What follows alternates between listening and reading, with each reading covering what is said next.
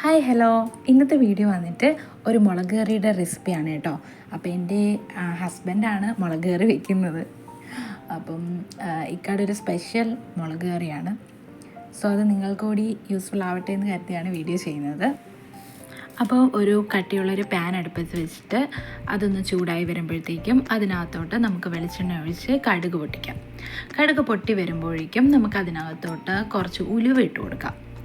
ഉലുവയും കൂടി കുറച്ചൊന്ന് പൊട്ടി അതിൻ്റെ ഉലുവയുടെ കളറൊക്കെ ഒന്ന് മാറി വരുമ്പോഴേക്കും അതിലേക്ക് നമുക്ക് കുറച്ച് ഇഞ്ചി, വെളുത്തുള്ളി, കറിവേപ്പില, പച്ചമുളക് ഇതിട്ടിട്ട് നന്നായിട്ടൊന്ന് വഴറ്റിയെടുക്കാം. അത് വഴറ്റി വന്നൊരു ബ്രൗൺ കളറിലോട്ട് മാറുമ്പോഴേക്കും അതിൻ്റെ കളറൊന്ന് മാറണം കേട്ടോ. ആ ഇഞ്ചി വെളുത്തുള്ളിയുടെയൊക്കെ ഒന്ന് കളറൊക്കെ ഒന്ന് മാറി ഒരു ബ്രൗണിഷ് കളറിലോട്ട് വരുമ്പോഴേക്കും അതിലേക്ക് നമുക്കിനി കൊച്ചുള്ളി ആഡ് ചെയ്ത് കൊടുക്കാം. കൊച്ചുള്ളി നമ്മൾ ക്രഷ് ചെയ്തെടുത്ത കൊച്ചുള്ളിയാണ് ഇതിനകത്തോട്ട് ഇട്ട് കൊടുക്കുന്നത്.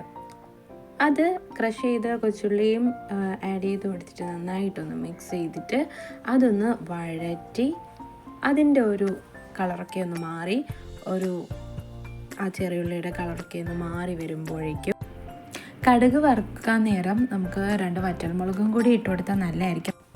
ഇതിലേക്ക് നമ്മൾ 1/2 ടീസ്പൂൺ ഉപ്പ് കൂടി ഇട്ട് കൊടുത്തിട്ട് നന്നായിട്ടൊന്ന് മിക്സ് ചെയ്തെടുക്കാം. കുറച്ച് സമയം നമുക്കിതൊന്ന് അടച്ച് വെച്ച് കുക്ക് ചെയ്തെടുക്കാം കേട്ടോ. അപ്പോൾ അത് ആ ഒരു കൊച്ചുള്ളിയൊക്കെ നന്നായിട്ടൊന്ന് വെന്തുടഞ്ഞ് അതിൻ്റെ കളറൊക്കെ ഒന്ന് മാറി വരുമ്പോഴേക്കും അതിനുശേഷം നമുക്കൊരു പഴുത്ത തക്കാളി, ഒരു മീഡിയം സൈസ് തക്കാളി നമ്മൾ കട്ട് ചെയ്ത് മാറ്റി വെച്ചിട്ടുണ്ട് കേട്ടോ. ഇനി നമുക്കിതിനകത്തോട്ട് പൊടികൾ ആഡ് ചെയ്യാം കേട്ടോ. അപ്പോൾ ആദ്യം മുളക് പൊടി ഇടണം. മുളക് പൊടി ഒരു 2 ടേബിൾ സ്പൂൺ മുളക് പൊടി നന്നായിട്ടൊന്ന് മിക്സ് ചെയ്ത് കൊടുക്കാം കേട്ടോ. മുളക് പൊടി ഇട്ട് അത് നന്നായിട്ടൊന്ന് ഇതിന് ശേഷം നമുക്കിതിനകത്തോട്ട് മല്ലിപ്പൊടി ഇട്ട് കൊടുക്കാം. മല്ലിപ്പൊടി ഒരു 2 ടേബിൾ സ്പൂൺ മല്ലിപ്പൊടി ഇട്ട് കൊടുത്തിട്ടുണ്ട്. എന്നിട്ട് നന്നായിട്ടൊന്ന് മിക്സ് ചെയ്യാം. നന്നായിട്ടൊന്ന് വഴറ്റി കൊടുക്കാം.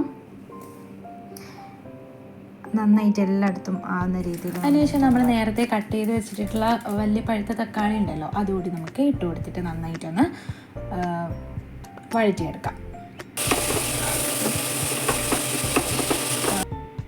അതൊന്ന് അടച്ച് വയ്ക്കുമ്പോൾ നന്നായിട്ടൊന്ന് വേവ് കേട്ടോ. തീ നമ്മളൊന്ന് മീഡിയത്തിലാക്കിയിട്ടൊന്ന് ചെറുതായിട്ടൊന്ന് അടച്ച് വയ്ക്കുമ്പം ആ ഒരു തക്കാളി ഒക്കെ ഒന്ന് വെന്ത് വരും. അപ്പോൾ അതിലേക്ക് നമുക്കിനി ഒരു വടക്കംപുളി നമ്മൾ വെള്ളത്തിലിട്ട് കുതിർത്ത് വെച്ചിട്ടുണ്ട്. അതുകൂടി നമുക്ക് ഇട്ട് കൊടുക്കാം. അപ്പോൾ വടക്കംപുളി ഇട്ടിട്ട് നന്നായിട്ടൊന്ന് മിക്സ് ചെയ്ത് കൊടുക്കാം. വടക്കംപുളി നമ്മൾ കുതിർക്കാനായിട്ട് കുറച്ച് വെള്ളം ഉണ്ടായിരുന്നല്ലോ, അപ്പോൾ കുതിർത്ത് വെച്ചിരുന്ന ആ ഒരു വെള്ളവും കൂടി നമുക്ക് വടക്കംപുളിയുടെ കൂടെ നമ്മൾ ആ വെള്ളവും കൂടി ഒഴിക്കണം കേട്ടോ. ഒഴിച്ചിട്ട് നന്നായിട്ട് മിക്സ് ചെയ്തിട്ട് നമുക്കൊന്ന് അടച്ച് വെച്ച് കുക്ക് ചെയ്തെടുക്കാം. അപ്പോൾ അത് തിളച്ച് നന്നായിട്ട് ആ ഒരു കണ്ടോ, അത് തിളച്ച് വരുന്നുണ്ട്.